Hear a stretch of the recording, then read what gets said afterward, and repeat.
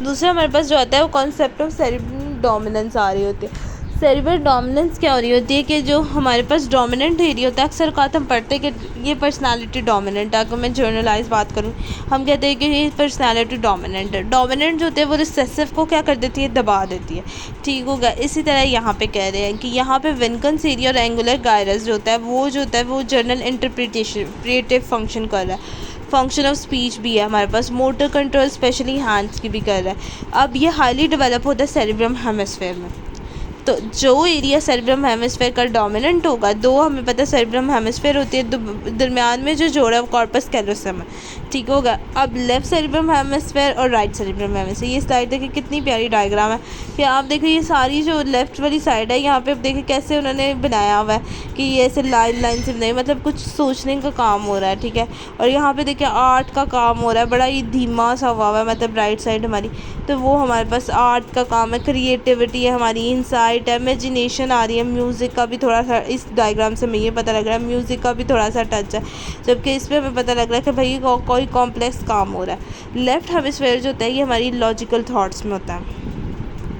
Maths में बड़ा maths सही है, लेफ्ट हेमिस्फेयर का फंक्शन आ गया।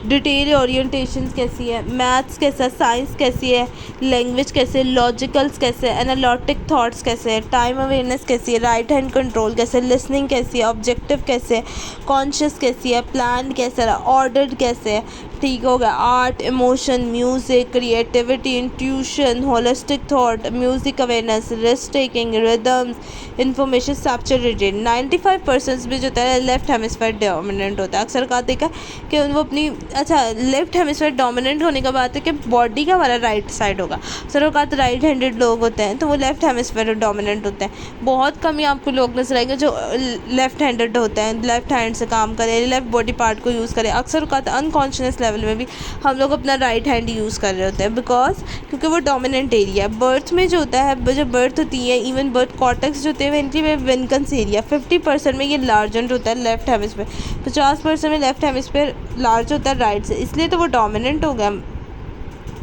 95% जो होते हैं जो हमारे पास पीपल आ रहे होते हैं वो लेफ्ट टेम्पोरल और एंगुलर गायरस की वजह से डोमिनेंट होते हैं, और जो रिमेनिंग 5% आ रहे होते हैं वो बहुत साइमल्टेनियसली डुअल फंक्शन डेवलप कर रहे होते हैं। ठीक है।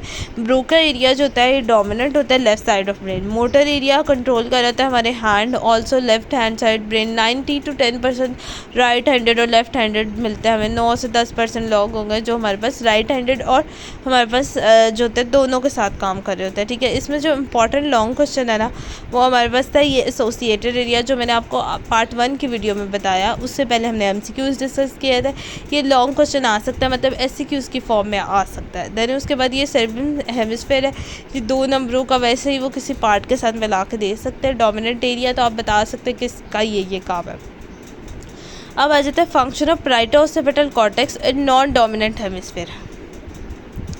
जो हमने पहले पढ़ा पैराइटो ऑसिपिटल टेम्पोरल कॉर्टेक्स, उसके फंक्शन देखने लगते हैं। ये डोन डोमिनेंट साइड होते हैं। अंडरस्टैंड इसने करनी थी इंटरप्रिटेशन, हमारे पास non verbal communication, reading man, navigation, body language, innovation, ये सारी चीज़ें इसने करनी है। अब आता है high intellectual function of pre frontal associated area. मैंने आपको बताया प्री फ्रंटल एसोसिएटेड एरिया वो वाहिद एरिया जो हमारे पास मॉन्की और इंसानों में फ़र्क कर रहा होता है, और इंसानों में थोड़ा बड़ा होता है प्री फ्रंटल एरिया। ऊपर वाली पार्ट 1 की वीडियो में मैंने आपको दिखाया भी था।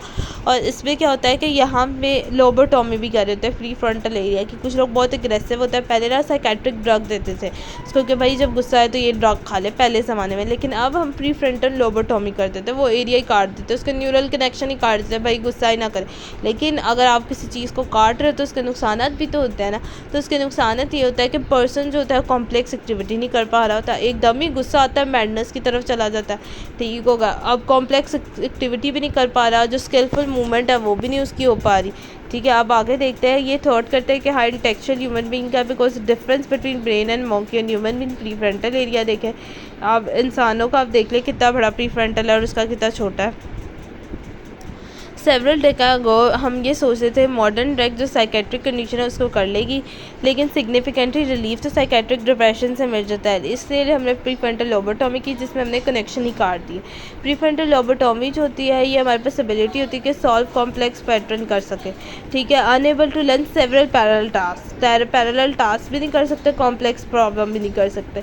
एग्रेसिवनेस डिक्रीज हो जाती है, लेकिन एम्बिशियस लेवल, जितना बंदा, मैं आपको एक बात बताऊँ, ये किताब में भी लिखा है, जितना बंदा गुस्सा कर रहा होता है ना उतना वो एम्बिशियस होता है। ये साइंटिफिकली मैंने बुक में भी पढ़ा हुआ है, ये साइंटिफिकली भी प्रूव है। आप बहुत ज़्यादा गुस्सा कर रहे हो, आप बहुत ज़्यादा, अब ये नहीं कि आप एक नेगेटिव बात ले लो, लेकिन जो एम्बिशियस लोग होते हैं जिन्होंने कुछ पाना होता है ना वो थोड़े गुस्से के भी तेज़ होते हैं, ठीक है। तो पता है उन्होंने ये गोल अचीव करना है, ठीक है। अगर आपने वो कर लिया, उसका प्रीफ्रंटल एरिया काट दिया, अब गुस्सा भी नहीं आएगा तो एम्बिशियस लेवल भी कम हो जाएगा। सोशल रिस्पॉन्स जो होगा वो इनअप्रोप्रिएट होगा। टॉक कॉम्प्रिहेंसिव लैंग्वेज में करेगा। मूड चेंज बहुत जल्दी आ रहा होगा, रैपिडली, बहुत ही ज़्यादा अच्छा होगा, कभी बहुत ही गुस्से की तरफ, और गुस्सा जो है वो मैडनेस की तरफ जा रहा है। वर्किंग मेमोरी आ जाती है। अब मेमोरी जो होती है ये एबिलिटी होती है फ्री फ्रंटल कॉर्टेक्स की, वो बिट्स में इंफॉर्मेशन को रिकॉल करे जब ज़रूरत पड़े, तो ये हमारी वर्किंग मेमोरी आती है। अब function of corpus callosum, corpus callosum जो होती है ये थिक बैंड होता है, अगर यहाँ पे नज़र आए, लेकिन अगर ये भी व्यू अच्छा है, लेकिन अगर हमें उसका इंटीरियर व्यू मिलता है ना तो ये बेस्ट आ जाता, ठीक है। कॉर्पस कैलोसम में 2 हेमिस्फेयर होते हैं, ठीक है, आप वैसे इमेजिन कर लें, और वो दोनों को आपस में ज्वाइन कर रहे होते हैं, तो वो उसे हम कॉर्पस कैलोसम कह रहे होते हैं, ठीक है। हेमिस्फेयर को जो ज्वाइन करिए, ग्लू समझ लें या एक बैंड समझ लें, मैंने लगाया हुआ जो 2 हेमिस्फेयर को जोड़ा। इंटीरियर कॉमिशोर जो होता है मैगडाला को टेम्पोरल लोब के साथ ज्वाइन करी होती है, इसे इंटीरियर कॉमिशोर कहते हैं। Memory training other to cerebrum hemisphere, ये भी डिस्कस करता है, कॉर्पस सेरिब्रम हेमिस्फेयर को मैगडाला को टेम्पोरल लोब के साथ। अगर हम कॉर्पस कैलोसम को ब्लॉक करें तो इन्फॉर्मेशन विंकन्स एरिया डोमिनेंट हेमिस्फेयर तक नहीं जा रही। इंटेक्चुअल फंक्शन जो विंकन्स एरिया के लेफ्ट हेमिस्फेयर पे, वो right loss control over right motor cortex. Emotional response भी वॉक हो गया। कॉर्पस कैलोसम जो होता है वो ट्रांसफ़र करे तो सोमेटिक और विजुअल इन्फॉर्मेशन राइट हेमिस्फेयर से विंकन्स एरिया तक, तो लेफ्ट साइड डोमिनेंट हो जाएगी। देखो एक रास्ता है, 2 चीज़ों को कनेक्ट करके रखा है, उससे सोमेटिक विजुअल जो एक साइड पे आने हैं पार्ट के, वो दूसरों को भेज दिया, ठीक है। अगर नहीं होगा वो तो क्या होगा कि वो इन्फॉर्मेशन इधर उधर नहीं जा सकती। आप समझिए एक ब्रिज है, एक सी है, उसके ऊपर एक ब्रिज लगा हुआ है, ठीक है। अब लोगों ने उधर से आना भी है और जाना भी है, अगर वो हम ब्रिज ही काट दें तो लोग इन्फॉर्मेशन भी इधर उधर नहीं जा पाएगी, ठीक है। फिर उसके बाद कॉर्पस कैलोसम जिसका सेक्शन 8 होता है ना, हम उस ब्रिज को हमने काट लिया, उनके 2 इंटायर प्रोपोर्शन होते हैं। रिटन जो राइट साइड होती है ना वो मेरे पास रिटन और स्पोकन वर्ड तो अंडरस्टैंड कर लेती है, ठीक है। लेफ़्ट हाफ जो होती है वो रिटन और स्पोकन वर्ड कर लेती है, राइट साइड जो होती है वो रिटन करती है, लेकिन हमारे पास जो होता है ना स्पोकन वर्ड उसको वो समझ नहीं आ रही होती, लैंग्वेज आ जाती है। लैंग्वेज होती है सबसे बढ़िया हमारे पास आ रहा होता है जो इंसानों में और जानवरों में फ़र्क कर रही होती है, ठीक है। 91 स्लाइड है इसकी, ठीक है। इसमें लैंग्वेज में हमारे पास ये आ जाता है कि यहाँ पे ह्यूमन बींग और एनिमल की एबिलिटी होती है जो कम्युनिकेट कर रहे होते हैं। कम्युनिकेशन सेंसरी आ जाती है जिसमें आई ईयर्स होते हैं और मोटर आ जाती है जो वोकलाइजेशन है। अब 2 प्रिंसिपल होते हैं, पहले जो भी हमने बोलना है वो हमारे विंकन्स एरिया में जाता है, ब्रोका एरिया उसे वोकलाइज कर रहा होता है, और टंग मतलब आर्टिकुलेशन उसने करनी है, बेसल गैंग्लिया और सेरिब्रम ने आर्टिकुलेशन करनी है। अब देखिए ये ब्रोका एरिया के पास आया, इससे प्री सेंट्रल है विंकन्स एरिया, हेयरिंग विजन की सारे इन्फॉर्मेशन विंकन्स एरिया के पास है। ऊपर भी हमने देखा था विंकन्स एरिया की लोकेशन कैसी है। माइंड और थॉट्स में आई वो वर्ड्स चूज़ किए, वोकलाइज की आर्टिकुलेशन आ गई, ठीक है। अब ये देखिए ये भी विंकन्स एरिया बताया गया, motor speaking hear word, written word की स्पीकिंग। एफेजिया जो एब्नॉर्मेलिटी आती है इसमें लेयर आ जाती है। एम्बोलस थ्रोम्बोसिस ये सेरिब्रम वास्कुलर डिजीज़ की वजह से यहाँ पे आ जाती है। अब ना 4 मेमोरी क्या आती है, फ्लूइड एफेजिया आ रहा होता है, मोटर एफेजिया आ रहा होता है, फिर हमारे पास फ्लूइड मोटर का एफेजिया, ग्लोबस एफेजिया आ रहा होता है, और आर्टिकुलेशन का डिफरेंस। हाँ, फ्लूइड एफेजिया होता है ना, अक्सर कहा था आपने बहुत से बूढ़े लोग या आप वैसे ही नॉलेज में आपके भी ख़ानदान में कोई ना कोई होता होगा जो बहुत ज़्यादा बोलता है, बहुत ज़्यादा बोलता है। उसे कौन है कि भाई एक बात ये बता दे तो वो आपको पहले अपनी स्टोरी बताएगा पूरी कि हाँ भाई ये हुआ वो हुआ, और फिर वो बात बताएगा, मतलब उसे एक लाइन में वो डिफ़ाइन नहीं कर पा रहा। उसे पेशेंट को हम कहते थे भाई ये तो फ्लूइड एफेजिया, इसका तो इंटेलिजेंस सिस्टम भी बड़ा ख़राब है। देन उसके बाद हमारे मोटर एफेजिया आता है। ऐसे पर्सन ना बोलते नहीं हो, बोली जो 1-2 लफ्ज़ में आपको जवाब दे देंगे। ग्लोबल का मतलब ही पूरी दुनिया है। तो ये विंकन्स एरिया से जो भी वो डिसऑर्डर चला उसने जाके सिलाइवस को भी तंग किया, एंगुलर गायरस को भी तंग किया, जो जो आसपास पड़े थे सबको डिस्टर्ब कर दिया। ऐसे में ना वो देख सकते हैं, विजुअल इंटरप्रिटेशन भी नहीं ला सकते। ठीक हो गया। सारे उसके साथ ऑडिटरी मसाइल भी शुरू हो जाएंगे। ठीक है। आर्टिकुलेशन का आ गया, मतलब बोला अंदर दिमाग तो सही है, टंग उसको एक्सप्रेस नहीं कर पा रही। लेरंग्स का मसला आ गया, कोई भी मसला आ गया, टंग का आ गया। ठीक है। तो वोकल कॉर्ड का आ गया कि वो एक्सप्रेस नहीं कर पा रहे। विंकन्स एरिया की लयन आती है। Wernicke's area posteriorly superior temporal bond पे। अंडरस्टैंड सारे स्पोकन वर्ड करें, रिटन वर्ड भी, लेकिन उसको थॉट्स में एक्सप्रेस नहीं कर पा रहे।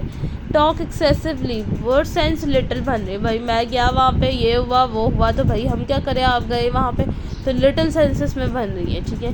Patient fail to comprehend meaning of spoken और रिटन वर्ड। मोटर एफेसिया आ जाती है। नोट फ्लूइड एफेसिया आता है। इसमें ब्रोका एरिया का मसला आ जाता है। बस आपने याद रखना है, उसमें विंकन्स का है, इसमें ब्रोका का है। कौन से एरिया का मसला आ रहा है।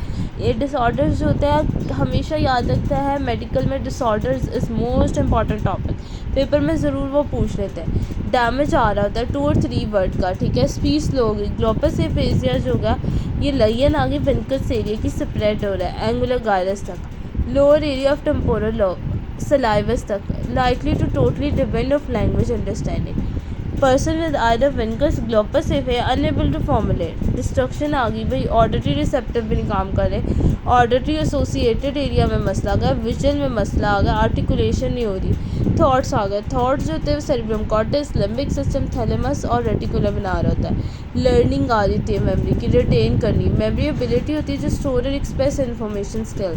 मेमोरी स्टोर हो रही होती है। सेंसिटिविटी सिनेप्टिक, न्यू सिनेप्टिक आ रहा होता है। नेगेटिव मेमोरी भाई हमें नहीं चाहिए, नेगेटिव चीज़, ब्रेन इग्नोर कर रहा है वो इन्फॉर्मेशन को।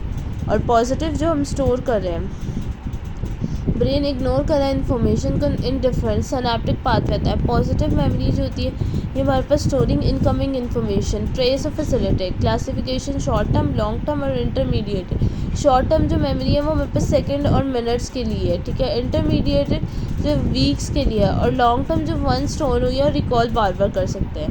ठीक होगा। वर्किंग मेमोरीज़ के बाद हमारे पास आ जाती है जो हमारे पास शॉर्ट टर्म इंटेलेक्चुअल है। फिर इसके बाद यहाँ पे मैनिपुलेशन आ रही होती है शॉर्ट टर्म मेमोरी की। अब मेमोरी में ना डिक्लेरेटिव आती है जो इंपॉर्टेंट है, एक्सप्लोरेटिव जिसे कह रहे हैं, और एक होता है इम्प्लीमेंटिव। जो डिक्लेरेटिव एक्सप्लेटिव मेमोरी होती है वो हमारे पास थॉट्स हमारे आते हैं। मैं इधर गई, मुझे एक एक्सपीरियंस हुआ कि ये मैं गई बाज़ार, वहाँ पे कोई एक्सपीरियंस मुझे हुआ, वो मेरा डिक्लेरेटिव मेमोरी में चला गया। कुछ मैंने सराउंडिंग से दुकानों को देखा, वो मेरी चला गया डिक्लेरेटिव मेमोरी। अब मैं पार्क गई हूँ फुटबॉल खेलने, टेनिस खेलने, तो वो मेरी स्किल मेमोरी में आ गया क्योंकि उसमें मुझे स्किल करनी है। ठीक है। इसी तरह ये बातें इधर लिखी है वही आगे डिटेल बयान की है। ठीक है। ये थॉट्स की बात आ गई। इसमें भी ये है कि अवेयरनेस आती है, हिप्पोकैम्पस पे हो रही होती है, मीडियल टेम्पोरल लोब ब्रेन के। मेमोरी ऑफ सराउंडिंग, इम्पेलेटिव और नॉन डिक्लेरेटिव मेमोरीज होती है, ये यूजुअली प्रोसेस हिप्पोकैम्पस में हो रही होती है। ये जो होती है हमारे पास, ये हिप्पोकैम्पस में हो रही होती है और टेम्पोरल लोब में, ये प्रोसेस हिप्पोकैम्पस में हो रही होती है, जैसे टाइपिंग वगैरह का। Reflective memory, implicit memory, recall autonomic, does not require conscious attention, नहीं रिक्वायर होती, स्लोली रिपीट कर सकते हैं, मोटर स्किल वगैरह होगी। मेमोरीज कैन बी डेमोन्स्ट्रेट, जब डिक्लेरेटिव मेमोरी होती है कॉन्शियस रिक्वायर होती है, high level of thinking require होती है डिक्लेरेटिव में, एवेल्यूएशन चाहिए होती है हमें। Explain short term memory. Short term memory में कॉन्टीन्यूस न्यूरल एक्टिविटी हो रही होती है टेम्परेरी मेमोरी ट्रेस में। ठीक है। प्री साइनेप्टिक फैसिलिटेशन कहते हैं। इंटरमीडिएट में जो मिनट्स और डेज़ के लिए मुझे याद है, इवन वीक के लिए, वो इंटरमीडिएट होती है। फिजिकल और केमिकल पीना सिनेप्सिस हो रही होती है। ठीक है। अब लॉन्ग टर्म मेमोरी जो होती है ना, उसमें तो हम बहुत ज़्यादा न्यूरल कनेक्शन दे रहे होते हैं। अब आती है सेंसिटाइजेशन और हैबिचुएशन। हैबिचुएशन होती है कैल्शियम को बंद कर देना है, सेंसिटाइजेशन करना है, फैसिलिटेट करना है न्यूरॉन को ताकि वो सेरोटोनिन से मिले, सेरोटोनिया से मिले। ठीक है। इंक्रीज़ करे CAMP, जैसे सेरोटोनिन से मिला तो CAMP इंक्रीज़ हुआ, काइनेस एक्टिवेट होगा, काइनेस एक्टिवेट होगा तो कैल्शियम बंद हो जाएगा। ठीक है। तो एक्शन पोटेंशियल जो है वो लंबे अरसे के लिए होगा। ठीक है। सेरोटोनिन निकला, उसने CMP को किया, कैल्शियम आयन बाइंड के, कैल्शियम चैनल खुल गए। ठीक है। सेंसरी टर्मिनल से सेंसरी स्टिमुलस किया और प्रोलॉन्ग किया।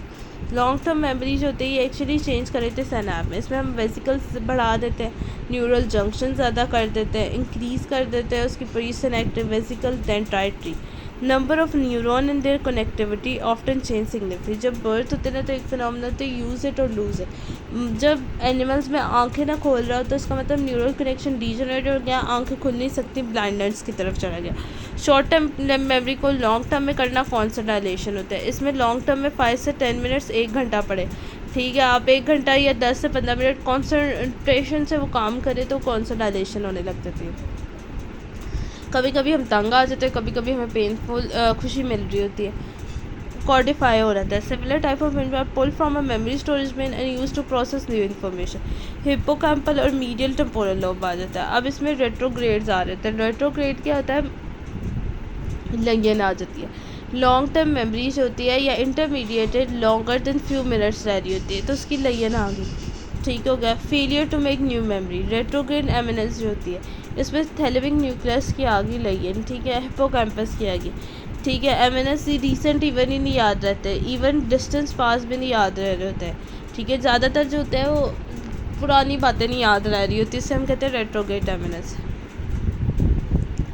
फिर डीचुआ आता है, ये इनअप्रोप्रिएट फीलिंग होती है, ठीक है।